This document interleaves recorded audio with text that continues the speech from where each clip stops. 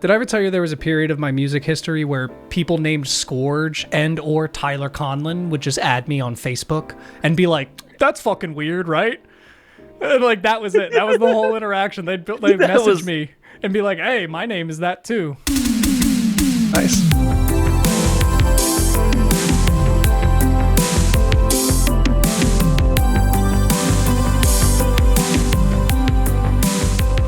Weird knowing there's other people in the world with your full name because there are no other Mitchell at least on the internet.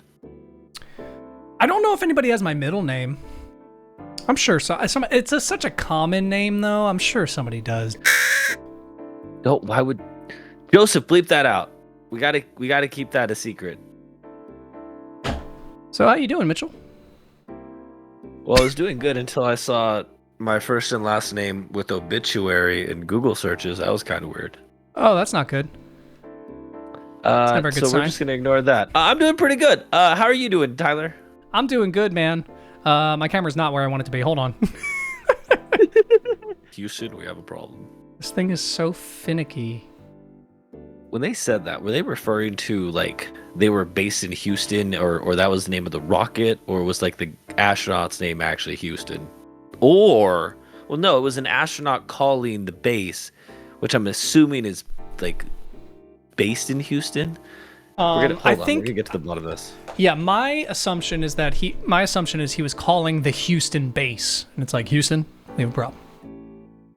Or maybe that's just code. Maybe it's code for home base, like Houston, home base. I don't know. Oh. Houston, we have a problem, is popularly quoted as a phrase spoken during Apollo 13, a NASA mission in the Apollo space program, and the third meant to land on the moon. After an explosion occurred on board the spacecraft en route to the moon at 55, 54, 53, whatever the fuck that means, Jack Swigert, the command module pilot, reported to Mission Control Center in Houston, okay, Houston, we've had a problem. After being prompted to repeat his words by Jack R. Luzma, the capsule communicator at Mission Control, Jim Lovell, the mission commander, responded, Houston, we've had a problem. Interesting. Exciting stuff here. I wonder, is that line in the movie Apollo 13? I wonder if that's where it got popular from. Exited the wiki page before. Oh no, that's fine. Thank you, Wikipedia. It is from the movie. Huh. Tom Hanks. The more you know. Houston, we have AIDS. So he didn't actually. It's a movie. It was a movie. Okay? He didn't have it in real life, okay? Everyone calm down. So what you got for us today? Nothing. I lied. We've been playing a lot of Lethal Company lately. Thought we could talk about that a little bit. It's an incredible game. It is really good. And I feel like it's so good because it's just like a sandbox, right? Like, I feel like we've barely scratched the surface with what's in the mechanics of the game. Because we haven't bought half of the equipment or used it. Even the stuff we did buy. We buy pro flashlights, walkie-talkies, and then we die. Yep. We've made it to what? We made it to day... No, we've made it past the third quota? Yeah, I think we made it to the fourth quota because it goes like... It starts at 132, then it's like 275, then it's 3-something, and then it jumps up to like 525. Yeah, because it was like 230 or something, and then it was 390, and then, yeah, it was like 5-something. And we jacked that one up pretty hard, but... Yeah, we... And by we, I mean you, probably. Yeah, okay. I think our clip that's... No, Joseph, don't roll the clip. Don't look him in the eye, but look at him. I'm looking at his penis. Don't get close to him! What did you think was going to happen? It didn't happen. There's no clips to roll. I'm looking at his penis. Why would there be a clip? So, I'm pissed off with TikTok, and I get it. Believe me, I understand how algorithms aren't, like, cut and dry. Like, oh, if you do this and then get this, you will receive many views. Like, of course, I get that's not how it works. Yep. But at the same time, on our TikTok, I posted the clip of us playing Lethal Company, and within, I want to say literally a half an hour to an hour, it got its initial like 200 views, which every time you post a TikTok video, usually you get like a push of 200 to 300 views. Yeah. But within that first 200 views, it got over 40 something likes, like 47 likes, and a comment and 4 favorites. Like, so that's Good almost for us. That's almost 1/4 of the people who watched that video liked it. Like that's It's called the ratio. those statistics. Pretty good. For marketing, those statistics are nuts. If you said 1/4 of the people who see your thing interact with it, they'd be like, "Holy shit!" Like average is like 6% or something. So, but for some reason, TikTok goes, "All right, never mind. You guys are good.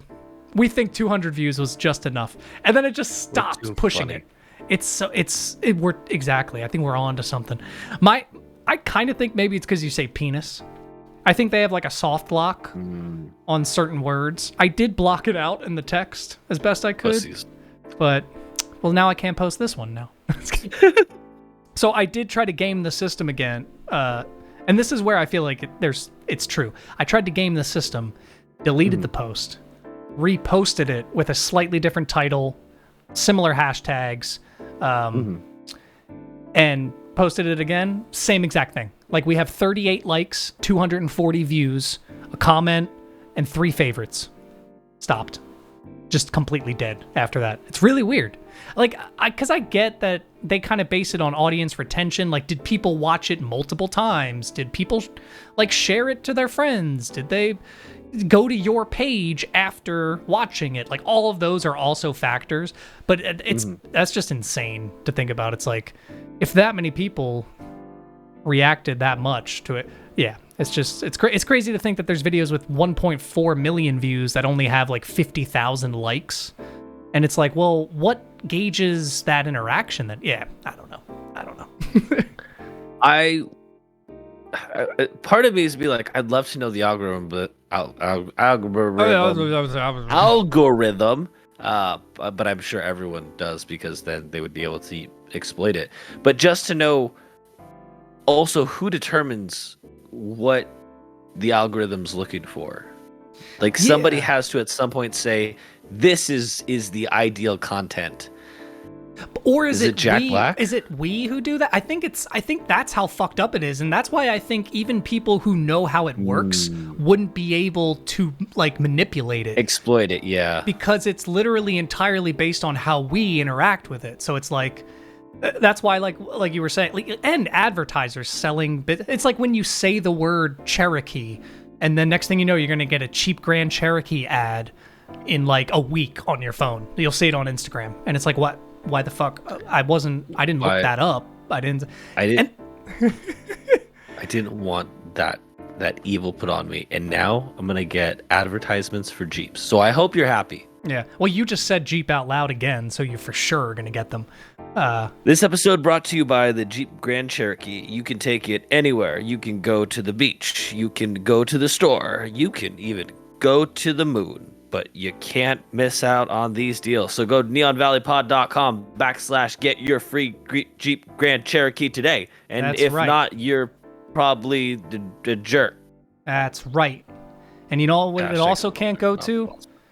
It can't go to the past and take away that cultural appropriation. That's another thing it can't do. But it can drive you towards the future, my friend, where we will change the name of the Grand Cherokee eventually. Once it catches up to us. That became such like I don't know if meta is the right word, but there became layers to that joke that I was not expecting. Very proud of us. Did you hear about the Aaron Rodgers thing? Jimmy Kimmel? No, this just happened recently. It happened like while I was streaming yesterday, I think. You always hear about the things that I have no idea and no context on. Dude, I Google pop culture news an hour before this podcast every single time. Okay, I was like, how do you have just this working knowledge of the world? And you just go on Variety, Entertainment Weekly. Like, well, it's because I avoid, because like, yeah, troops got pulled out of Gaza. I'm avoiding that news. We're not talking about shit like that, okay? Like, because I don't want to get into the complex nature of all that, and I'm fair. not the person to do that. So I do look up that type of news, but for our conversations, it's almost always just pop culture news. I'm like, yeah, let's it's move fun on. things to talk about. Yeah, exactly. That still somehow get people really mad. Yeah, yes, exactly. It's perfect. It means nothing. Like, I love shit that could never get us canceled, but drives people insane. It's like the perfect balance of playing our the mac system. and cheese TikTok got so heated on both sides. I love that. Yeah, the Thanksgiving one, absolutely. Which, by the way, we have 2 new subscribers on YouTube and 1 new follower on TikTok. So welcome. Thanks for joining. We're glad to have you here specifically. Forget everybody else. It's just about you guys. What do you want us to be? We will change for you. Yeah, I apologize for the amount of shorts that I'm going to be posting in the next couple. I mean, but screw it. I've got a system now. I just pictured you like me in a pair of shorts. A whole bunch. But yeah, it's just you in a bunch of different pairs of shorts, like a clothing montage from an 80s movie, just like looking back at the mirror. And that's such a boomer joke that like I would still like on YouTube if I saw it. Like if somebody, it sounds like a Game Grumps joke. Like if Dan came in the room and was like, Aaron, we have to post more YouTube shorts. And he's like, fine. And then it's just a montage of him in like super short shorts. And then Dan's like, we have those to kind make of shorts. this now. I think that has to be the next thing we put out. Okay, so Jimmy Kimmel. Yes. Aaron Rodgers. So Aaron Rodgers on his podcast, funny enough, made an offhanded joke and said how the list for Epstein is coming out soon. It's supposed to be this list that'll have all the people that were tied to Epstein in some way. I heard about that thing. Yeah. So Aaron Rodgers made the joke that he was like, yeah, we're going to see a bunch of names pop up on that, just like Jimmy Kimmel. And it was just like a nothing, like he just picked a really famous celebrity. Random name that, yeah. Which, again, maybe for this situation, don't do that. But Jimmy Kimmel, like, responded on Twitter and, like, retweeted it from Aaron Rodgers' profile and was just like, I've never even spoke to Epstein. I've never spoken to people who know him. I'm not on this fucking list. I'm not this and that. Like, do not besmirch my name just for laughs on your fucking podcast. If you intend to continue this, I will I will sue you, basically. Wow. Yeah, and it's funny because like we've talked about coming after comedians for jokes, right?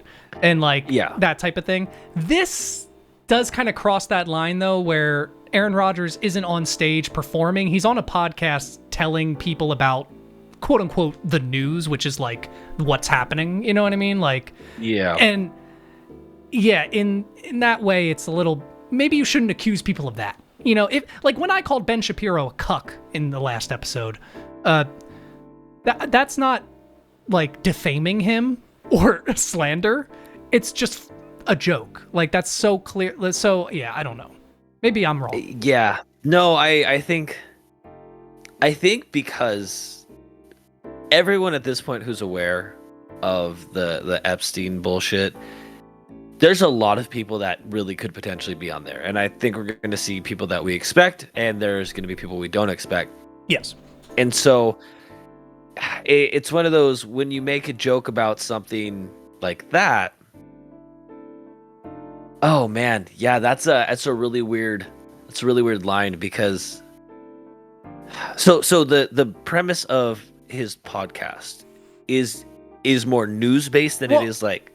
Well, yeah, I didn't know how to choose my words there. He goes through like news stories and stuff like that. It's not a news podcast, but the words I was trying to choose were more of that he's telling you about. It's like if we were doing this right now, telling this story about Jimmy Kimmel and Aaron Rodgers, and then I just went like, yeah, well, that's why Aaron Rodgers is a pedophile, and it's like, what, like that? Yeah, and when you have that large of a platform without.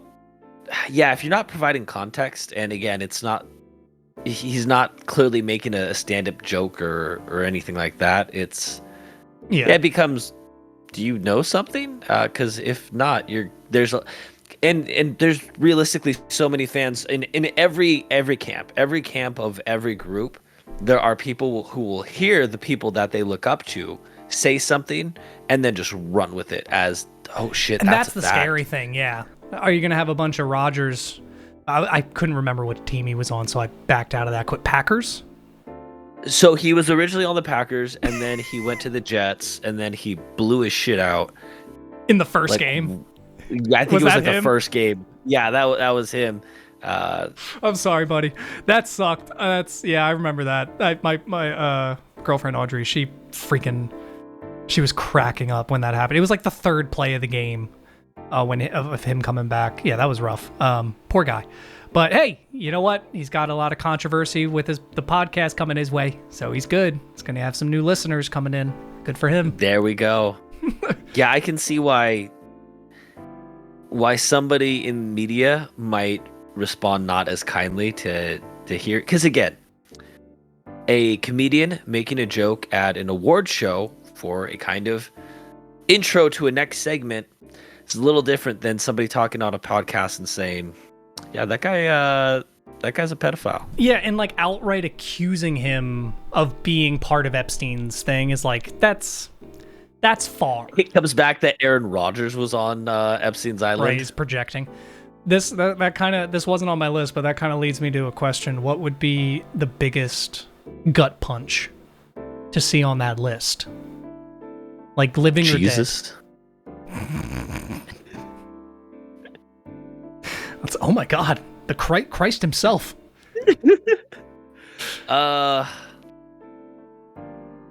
Will Ferrell, that would break me as a person. Ooh, that's a good one. Because that's one that I almost, like, I can't imagine, but you could, like, if it was on there, you'd be like, whoa. Like, you could almost. I would shatter. Because I'm the kind of person where if you do something, and when I say controversial, I'm not saying TikTok controversial. I'm saying things that don't align with who I am as a person. You know me. I might have loved your music. I might have loved your movies, your art. I will never listen or acknowledge you again. Yeah, I'm not going to always go out of my way camp. to... Yeah. Yeah, I'm not always going to go out of my way to defame you or tear you down unless, you know, you're Jerry Seinfeld for some reason who likes to date 17-year-olds. Yeah. For whatever reason, I just don't like him. But other than him, for the most part, there's... It's love. It's love. Other than him, I'm pretty much like, I'm going to ignore you so that way you don't exist in my world and then just move forward.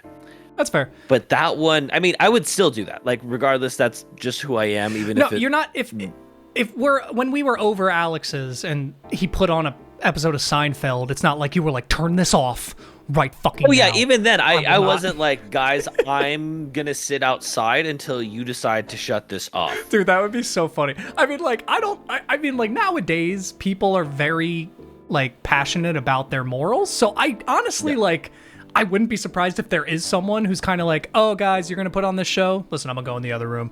Like, I wouldn't be surprised if there is someone, but I couldn't believe it if you did actually do that. I used to be like that with country music.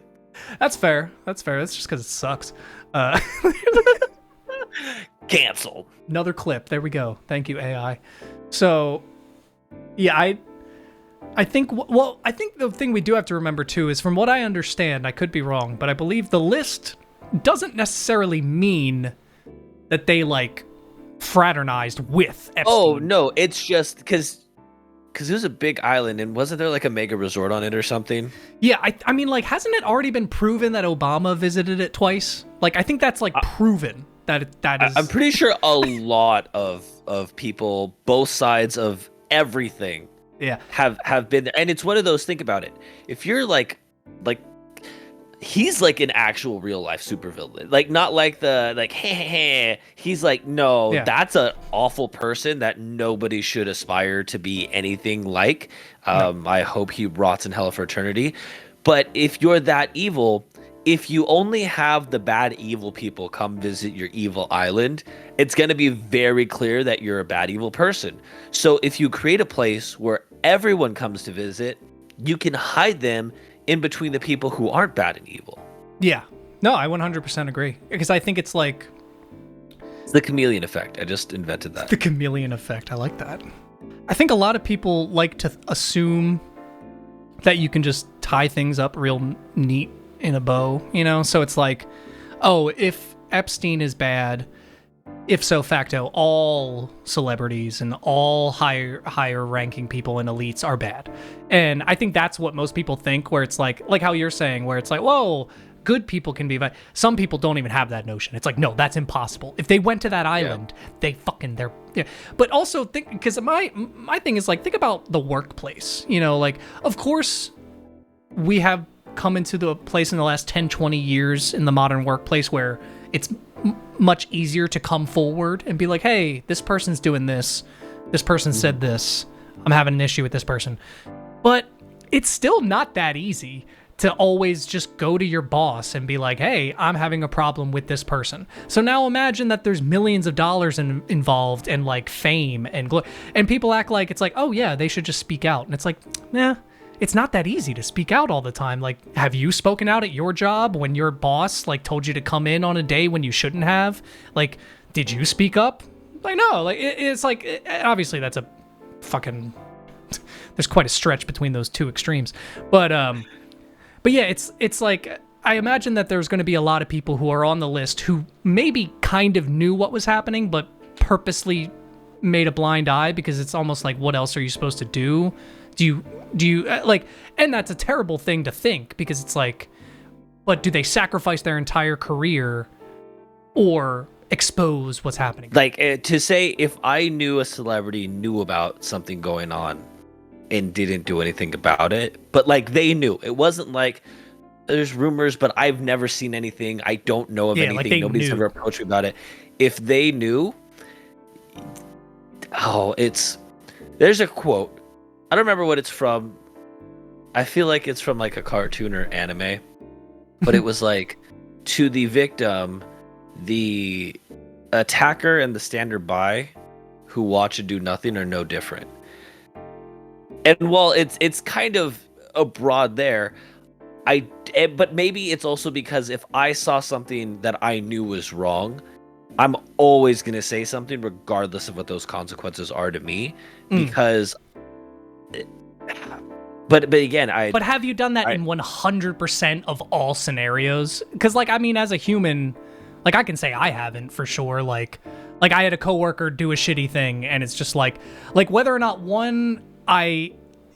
usually it doesn't even come from a place of like fear of retribution, but that's part of it. But another part of it is like, is it worth my time or effort? Like, that sounds fucked up, but it's like, well, like my coworker stole a Snickers or something at my last job, and it's like, yeah, it's like, am I gonna go through this entire process of filling out paperwork and getting this kid fired because he stole a Snickers? You know, like that.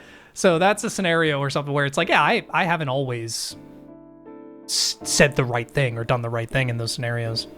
I think there's definitely a ratio. I think there's a level of things that over this action, like and again, maybe it's because I work in the HR field.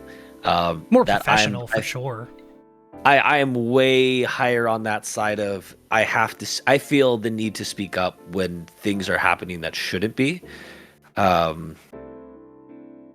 it's one of those, everybody has that, I think, gauge, right? Where you're going to have to decide, is this something that is so egregious that goes against the things I feel, and at what level? And then it becomes, okay, that might be for a stranger or maybe a coworker that you kind of know.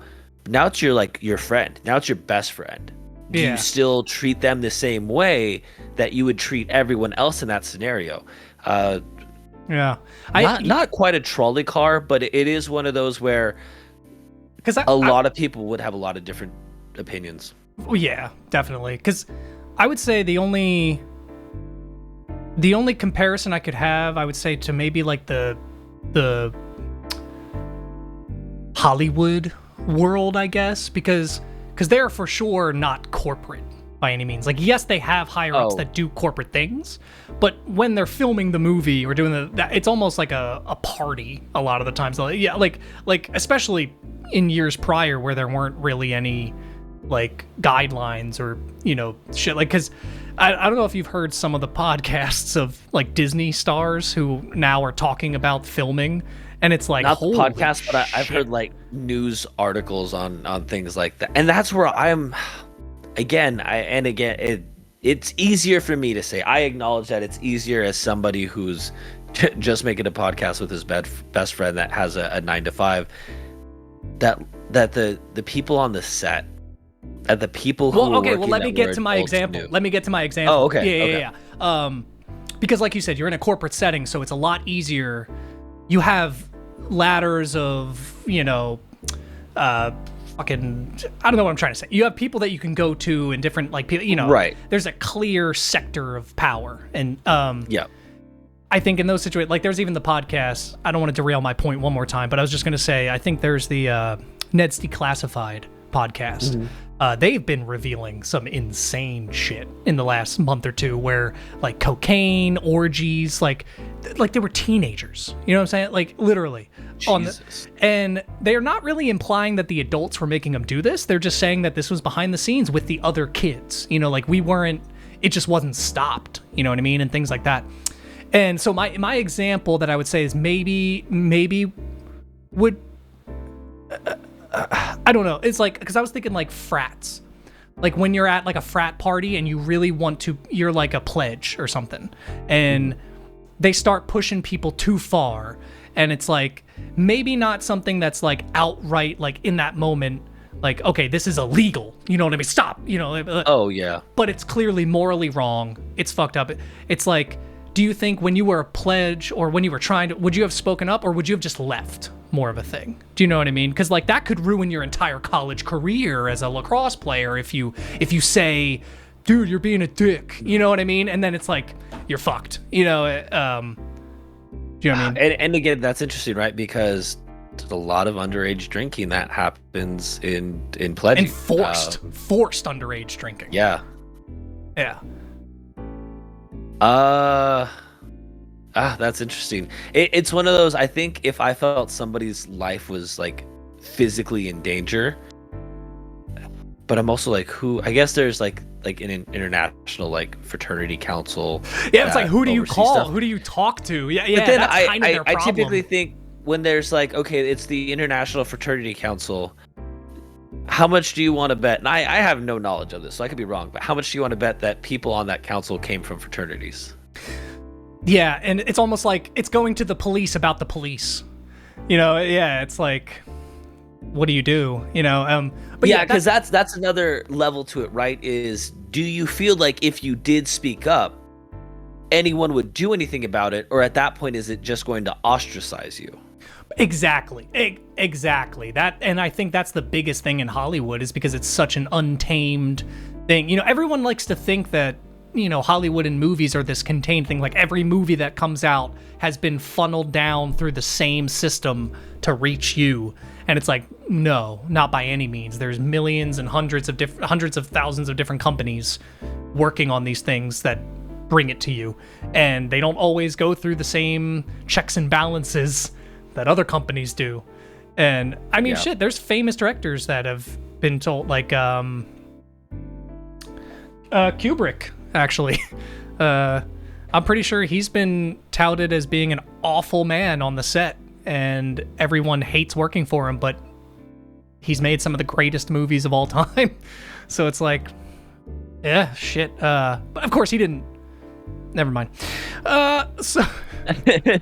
So we can move on from that. No, yeah, I just thought it's interesting. We got more conversation out of the Jimmy Kimmel thing than I thought we would. But I absolutely told you this would happen. Very lighthearted conversation.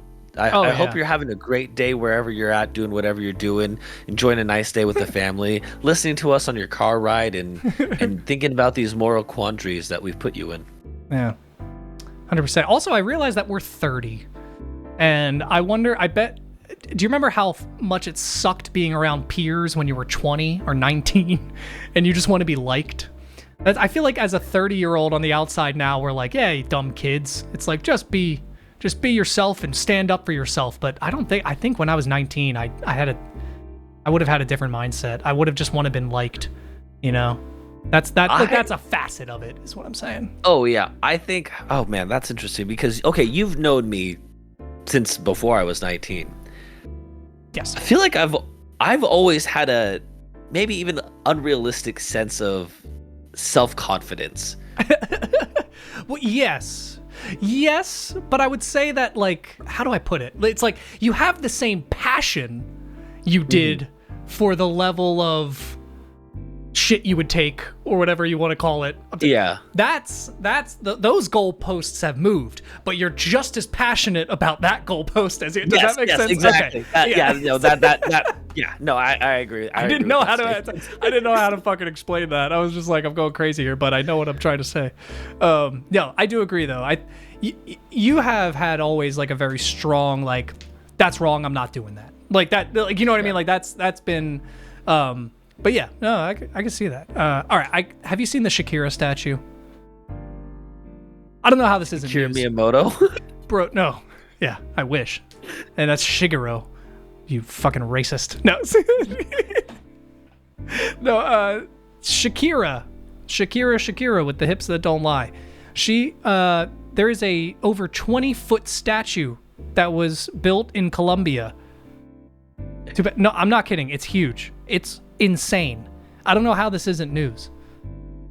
I wonder how many people are like, I want that statue to sit on me. I will die under that statue. Bro, wait until I read you the plaque underneath it, because that's where things got weird, okay? Are you looking at the statue yet? Yes, I scrolled down on this website, and on the left side it's her statue, and on the right side it's the Statue of Liberty. So I don't know what comparison they're trying to make, but I think Colombia won that battle. Yeah, I think out of all the Lady Liberties of the world, I think Shakira wins. All right. So this is the plaque, because I believe the city, I might butcher this, but Barranquilla? Barranquilla.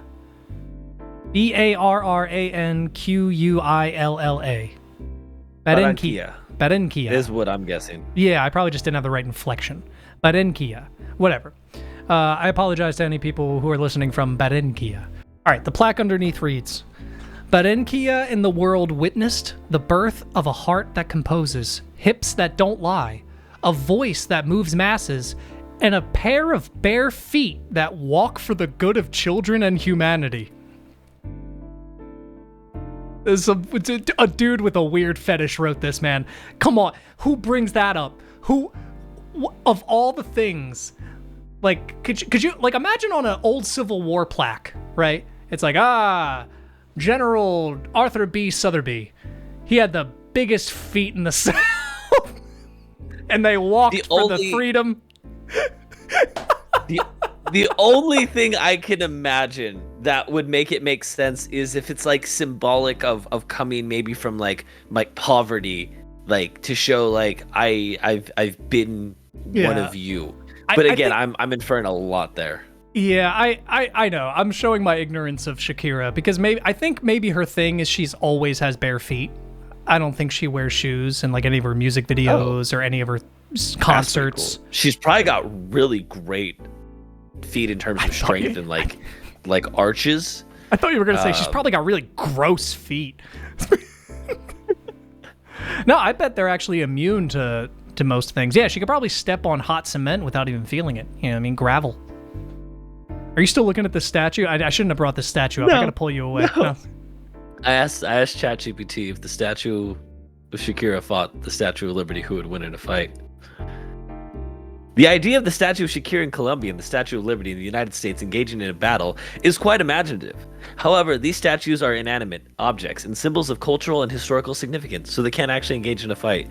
And then it just goes into what they represent. Hypothetically, if they came to life with their exact features. To life, then how would that go? Yeah, but what if they came to life, then how would that go? Yeah, exactly. It's like it knows something it doesn't want us to know. Yeah, it'll probably be like, well, it's physically impossible for them to come to life. So that question remains unanswerable.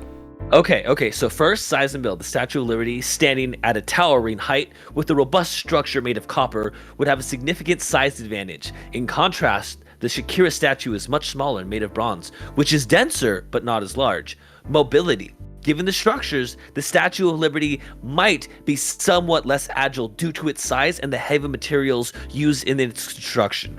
The Shakira statue, being smaller, might be more nimble. Symbolic powers. If we consider Symbolic If we consider powers. their symbolic significance, the Statue of Liberty representing freedom and democracy might wield powers of inspiration and strength. The Shakira statue, symbolizing musical talent and philanthropy, could potentially harness the power of bare music feet. and dance. Yeah. Ooh, The so setting. It's like, hold on, the Statue of Liberty could be like trying to stab Shakira, right, with her torch, but Shakira's like, yeah, like missing the stabs. Yeah, this is Okay, good. so the setting. If this battle took place in the fictional world, the environment could also play a role. For example, near the ocean or in an urban landscape, each statue might have different advantages. In such a whimsical scenario for the outcome, it's fun to imagine that instead of fighting, they might recognize their shared statue as a culture icons and team up to promote positive values like liberty, artistic expression, and unity. Wow. Ultimately, all right. All right, that's enough. No. That's actually okay. Why does the idea of a post-apocalyptic like wasteland like New York, but with statues roaming around, sound like a dope video game? Like all of the statues that are around New York came to life, like almost Night at the Museum style, and they're like the enemies. How's that not been a video game? That sounds like an anime. It does sound like an anime. Statue this. Yeah, it's the ChatGPT simply doesn't want to.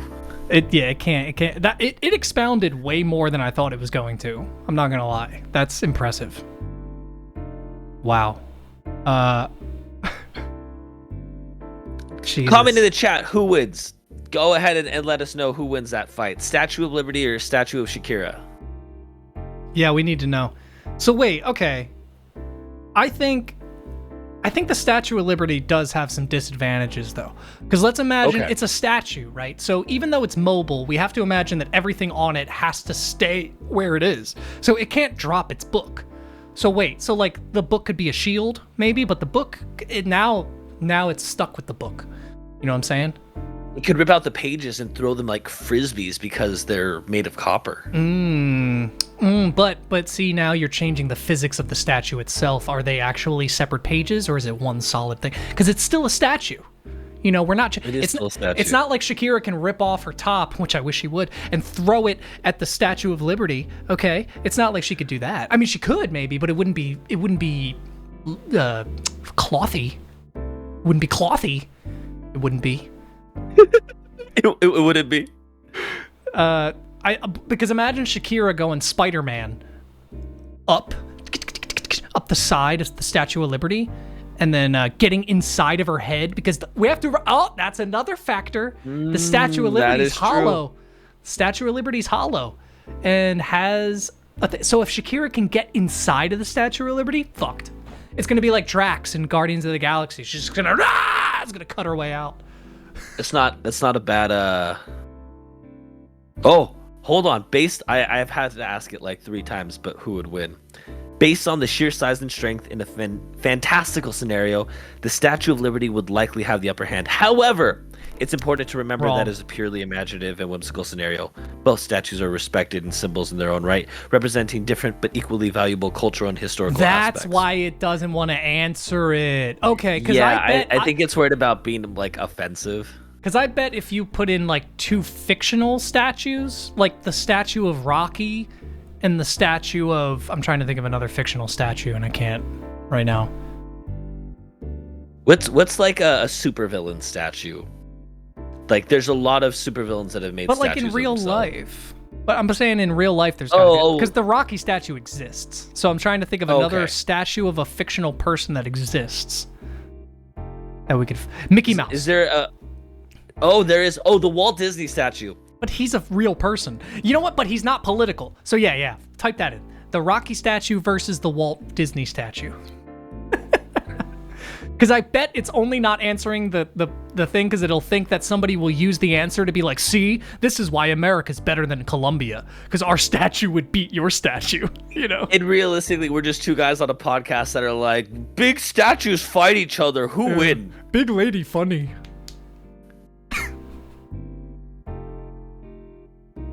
Characteristics and strength. Hell Walt yeah. Disney statue symbolizes creativity, imagination, and the magic of storytelling. It's not a depiction of physical strength, but rather of artistic, innovative spirit. There's Beautiful. a weird theme going on here. Okay. The Rocky statue represents determination, resilience, and the underdog spirit. Rocky Balboa is a fictional boxer known for his physical strength and tenacity. Nature of the contest. If it were a contest of physical strength or boxing, the Rocky statue, embodying a legendary boxer, would likely have the upper hand or uppercut. So It didn't wait, include the uppercut either. Not only is it giving you an answer of the fight, it's giving you options. It's like, well, let me tell you, if it was to fight like this, it's giving you. Yeah. We're getting full scenarios. If the competition were about creativity, inspiring dreams, or storytelling, the Walt Disney statue would shine, representing one of the most influential figures in the animation and entertainment history. Outcome: in a purely physical contest, the Rocky statue would likely prevail, considering the character's boxing background. In a contest of celebrating creativity, innovation, and impact on entertainment, Which doesn't exist. the Walt Disney statue would stand out. There's nobody fight. fights over that. We want to fight. Yeah. Symbolic victory. The real victory in such a whimsical matchup would be the friends we made along the way. No, would be the celebration of what each statue represents. Rocky Balboa's determination and Walt Disney's imagination. Both are iconic in their own realms and have inspired millions. Wow. So I think Rocky wins is what we're getting from that. Yeah. Oh, Jesus. That's amazing. I lost my train of thought there because I realized we had questions to answer, and that's supposed to happen at the beginning of the podcast. This has been a weird episode. Yeah. I don't know, Joseph, if you feel like cutting this into the beginning of the episode and acting like nothing happened, that could work too. That might be funny. But, Or doing that, but also including us telling you to add it to the beginning. Yeah. Yeah, like an awkward cut halfway through the video, and people are like, what the fuck happened there? And then later, it's us being like, I just realized we didn't do questions. Yep. All right, so we did have some questions from the Discord here. Got one from Gerbils. Have you guys seen Southland Tales? Have we? Mitchell? Southland Tales. It sounds familiar, but I don't know. Maybe I'll put it on the list. We can watch that one this year. Okay, what is a movie you will never watch again? Can't think of any right now. Southland Tales. We have to watch it first. Oh, have you seen it? You suggest it. Next week you can suggest it.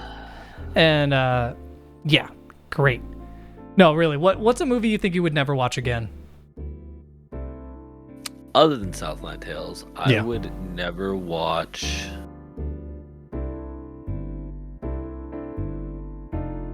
I want it's coming up just because like there's not too many movies I hate, but it was when I saw, I'm like, this is really stupid. 50 Shades of Grey. I only saw it because I was going on a date with a girl who wanted to see it, and I was like, well, yeah, that's I'm fair. gonna see it.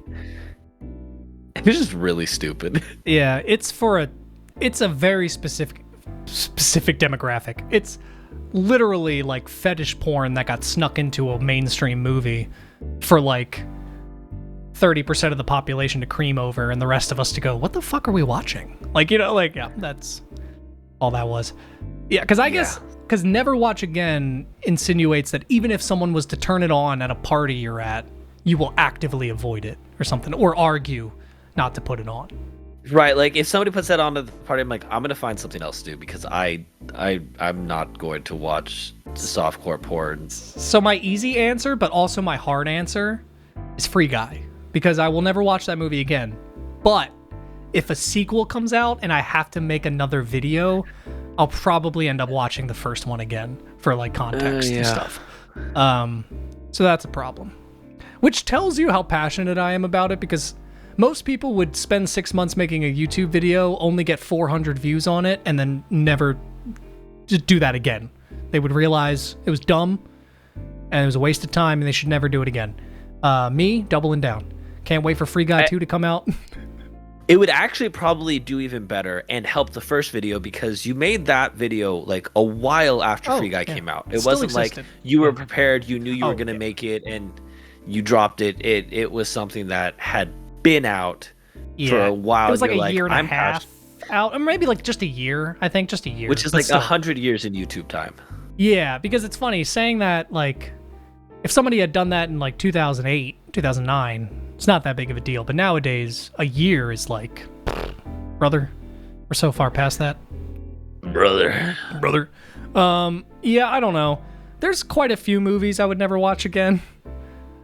One that I won't say because it'll spoil something, and probably Willy's Wonderland. If I have the option to never watch Willy's Wonderland again, I won't. I think you need to give it a second watch. Nope. I don't care what context you have. There's zero context that would make that enjoyable. I think you need to read the comics, and then I think you need to rewatch it. So we have another question. What game would you say has the best one-liner? This one's a little hard for me to like think of offhand. I was only able to think of one of like a kind of recent one. It's the recent Halo Infinite. I only played like an hour or two of the campaign, which is really all that's worth playing.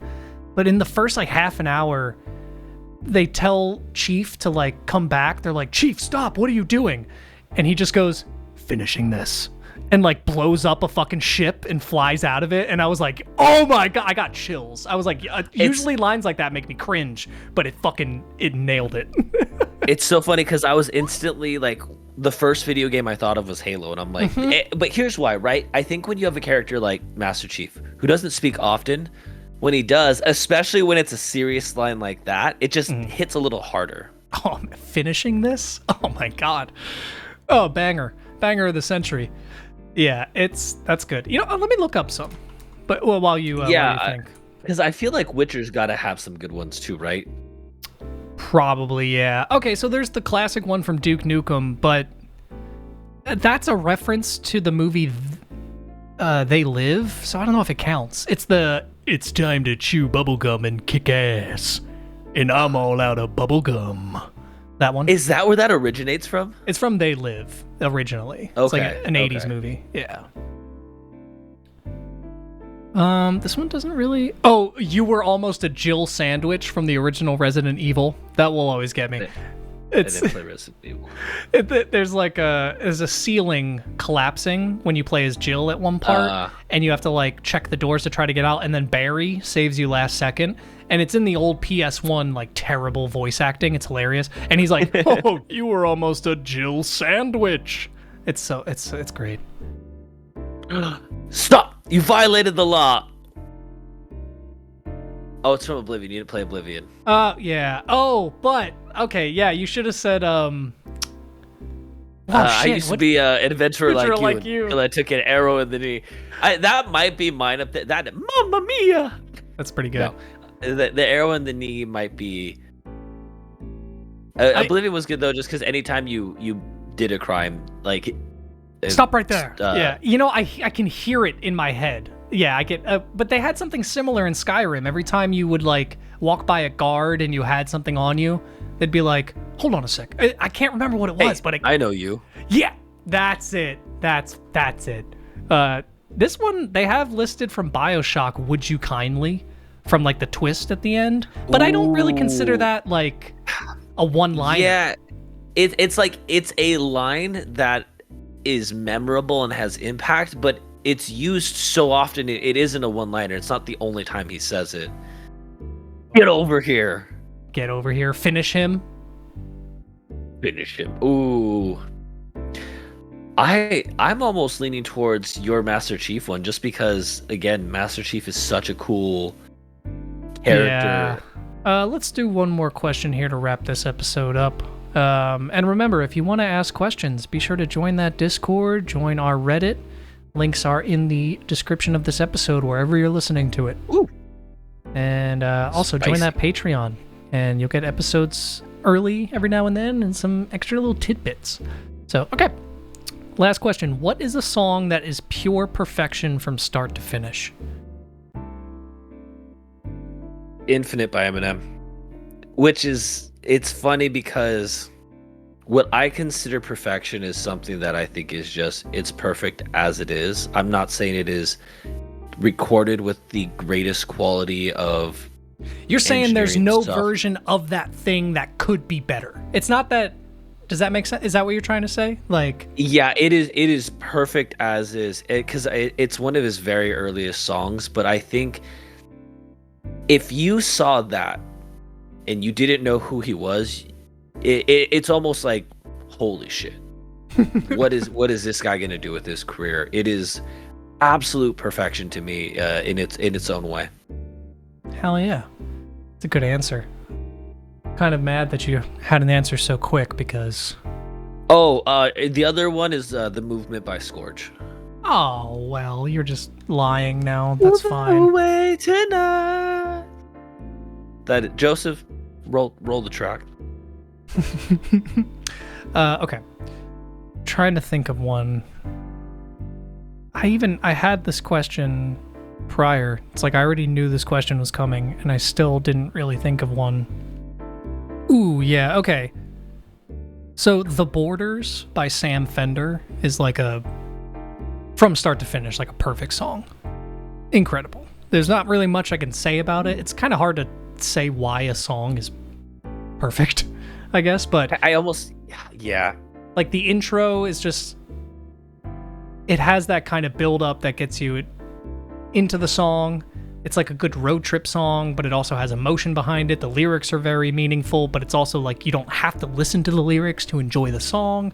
It's like one of those, because I think that's the perfect balance for me, is like a song that has a really deep, meaningful story or passion behind it, or meaning, in general. But you don't need that meaning to enjoy it. Where it's like, I love those songs where you tell someone what it's about and they're like, oh, I didn't even know that's what it was about, but I still love this song. I love that. Which is funny because for me, I'm on the other side. Like, I picked a rap song that you need the context of the lyrics and his lyrical ability to weave a story with all the double, triple entendres and yeah, and you're not metaphors. throwing it on and just nodding your head and zoning out. Well, I mean, actually, you could. I'm sure you could. A lot of his beats still do that. So, I mean, I guess you could. But yeah, it's not. It's a little different for sure. It's a different experience listening to an Eminem song instrumental versus with lyrics. True. Yeah, Pure Perfection. You know, it's another one that I love, and you will know that it's pretty impactful, I'd say, for not being a rap or hip hop song, and making it Daylight by, I want to say David Grohl, but I feel like that's wrong. Why do I feel like I don't even know what you're talking about? What the hell are you talking about? It was actually a really popular. I don't think it's Matt by and David Kim. Grohl. Nope, it's the running from the daylight, running from the day. It was a really popular song on TikTok. That's like a. You consider that a perfect song? You know what I love about that song? It tells a very vivid story. I love it and I hate it at the same time. Yup. Okay. Yeah. And the use of harmonies is fucking broken. David Kushner is David Kushner. Who's David Grohl? The drummer from Foo Fighters. He was also, the singer of Foo Fighters, the drummer of Nirvana. How did I know that? He's guys a very he's one of those guys that when you tell people that's who he is, they're like, oh, I didn't even realize, but they know who David Grohl is. That's fair. Yeah. He's got Okay. a very That makes popular sense. face. But yeah, Daylight by David Kushner is just, bro, the harmonies in that song are crazy. It's funny though, because I think this is one musical genre that I would say we do not overlap on, because me and you have pretty similar styles of music. Like, obviously we don't like, you're not super into like metal and rock as much, you like a few songs, but for the most part we do overlap. I would say there's one part of like pop and electronic that we do not overlap on, and it's that kind of music, because there's that other song that you loved that I hated. The Just Too Close. And it feels like I am just too close to love you. Blah, blah, blah, blah, blah, blah, blah, blah. There's nothing Oh my god. I never really wanted to tell you how much I hated that song, but we're about 7 to 8 years away out of that now, so I could tell you I fucking hated that song, dude. I think it was your ringtone for like a year, and I love you, buddy. Chat GPT, how do I take back 5 years of friendship? Longer, as well as up until the song to came be out. the best man at my wedding. Oh, I have to get a divorce. Damn. Well, you guys can get remarried. That's just all. That's all that has to happen. Yeah, I'm we sorry. get remarried just to spite you. I think that song in particular, though, was kind of like, I think for me, just was like a bastardization of dubstep. That's why I hated it. It felt like Warner Brothers or some corporation going, dubstep is very popular right now. Let's put that behind this guy's vocals. And you know what? It was at a time when dubstep and electronic music had just hit the mainstream. Skrillex had been really popular recently, and everyone's like, how do we put this into other music genres? Yeah. And because I can't prove it. I can't prove it, but I bet that this guy wrote this song like acoustically, piano, whatever, like a different rendition. And then he got a record deal, and then they were like, hey, you know what's really hot right now? We have this dubstep producer who we want to rework your track. And so, like, I don't know. So do you think you would prefer an acoustic version of this? Probably, yeah, because his vocals are really good. Like, he has a strong voice. The lyrics are okay. They're not, like, incredible, but they're not bad. So I feel like if I heard a raw rendition of it with piano and guitar, I would actually like it more. And I'm sure that exists. I'm sure he's done like a stripped version of it or something. But bro, I forgot how much I love that song. I'm so glad you reminded me of it. But you're right. There's this weird niche of pop electronic music. And you and I are typically like far apart when it comes to, because again, even with metal, it's hard for me to say like, oh, this is bad or I don't like this, just because I know it's not what I listen to. But when it comes to like that genre, there are things that we are very separated on. Yeah, no, that is very true. I don't know what it is about that specific genre.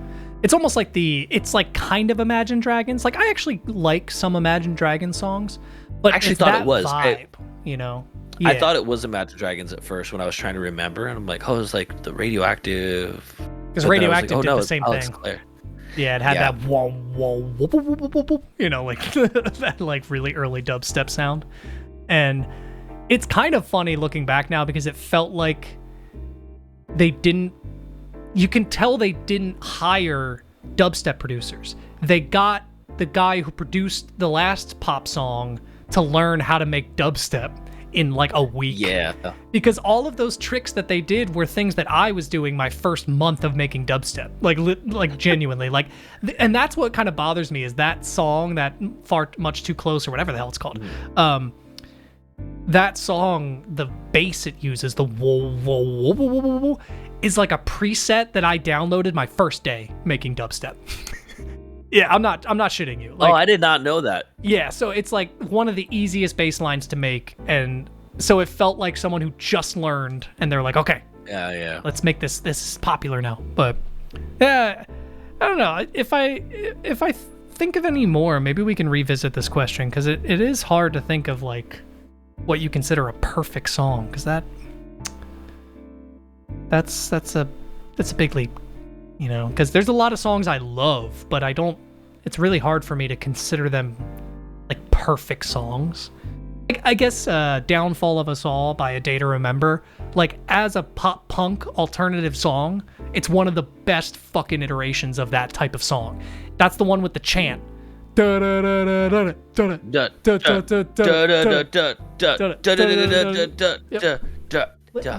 Let's go.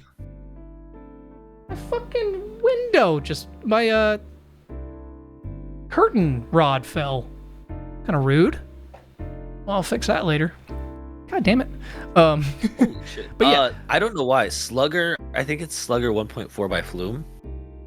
I don't know why, Flume but has that some song perfect songs. fucking Flume's got some perfect. I think because it's so different, it's so out there, but it's still a cohesive piece. Mm-hmm. It's its own perfection. Yeah, that's a tough question. Yeah, because I mean, you can like, there's obvious answers like Bohemian Rhapsody by Queen. It's a perfect song. Never heard of it. Yeah, okay. But it's like yeah, you could say shit like that, or like, I don't know. Would you? This might be controversial. No, I'm just kidding. But like a modern song that I think people might say is perfect, but I don't think is, when you just listen to it as a song, is This Is America by Childish Gambino. Oh, okay. I think it's a package. It's like you kind of need the music video with that song for it to be the message that it is. You need imagery for the message to make sense, because it's just him like, yeah, I'm so thug like, yeah, I'm so hood life, yeah. I this think is America. the music Like, video, it gives it the full experience. yeah, I think the song is great, but it's almost something that, like, wow, yeah, you need that impact of the video for it to really... If you just heard it on the radio, you'd be like, oh, this is a pretty good song. Like, and that's about it. Yep. But, yeah. All right. I think it's about time we wrap this episode up here. What do you think, Mitchell? I think it was a pleasure having you join us today. We learned a lot.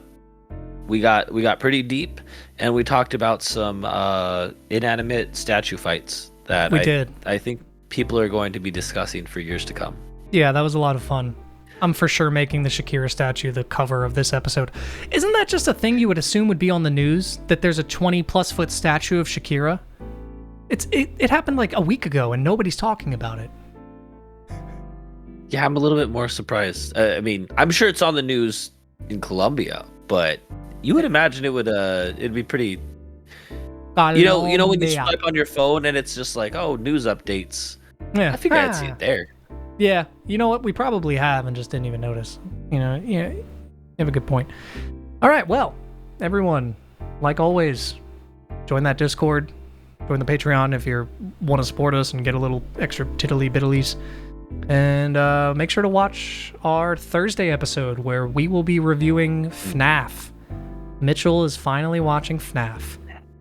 Yeah, pretend you haven't watched it yet for the people at home. What's the FNAF? All right, guys, we'll see you in the next one. Thank you. Peace. Goodbye.